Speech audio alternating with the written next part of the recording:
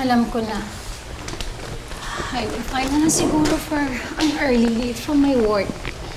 Nang sa ganun makasama ko kayong dalawa. Pagkatapos, let's do something together. As a whole family. Gusto niyo yun? Hindi naman po tayo kumpleto eh. Wala naman po dito si Itay.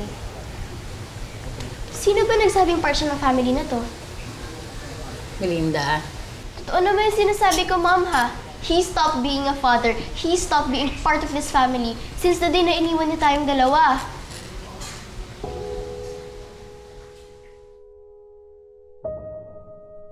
Mama Irene!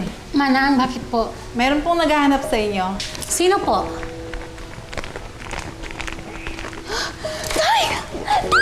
Bambi! Bambi, kamusta ka na? Okay naman po! Kamusta? Belinda? Anak, kamusta ka na?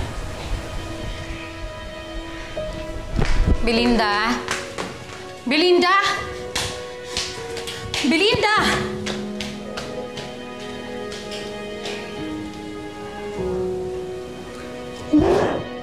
Kamusta ka na, Bambi?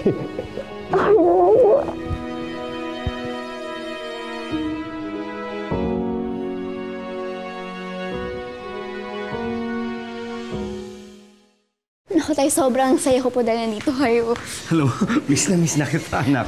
Miss ko na rin po kayo. Hindi ba binibigyan ng sakit na ulo ang mami mo rito? Hindi po. Nag-aaral ka maigi.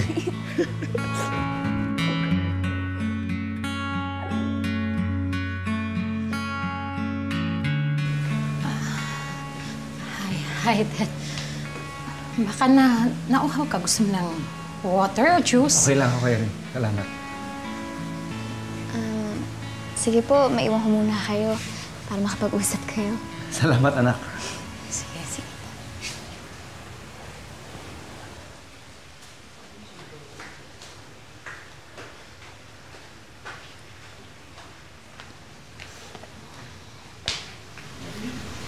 Kumusta ka, Dad?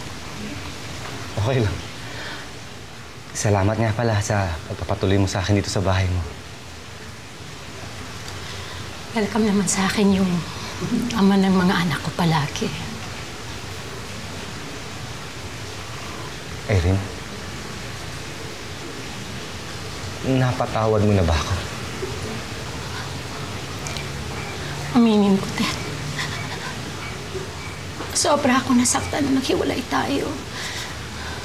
Pero mahaba ng panahon na nagdaan, naghilom na yung mga sugat sa puso ko. At ngayon natutunan na kitang patawarin.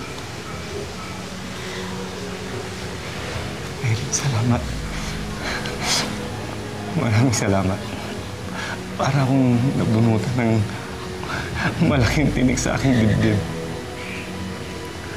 Pero sana, mapatawad din ako ni Belinda. Yun ang tanging hinihingi ko itong darating na Pasko. Subukan mo siya ulit kausapin bukas. Baka napagod lang yung bata, kaya hindi ka naharap mabuti.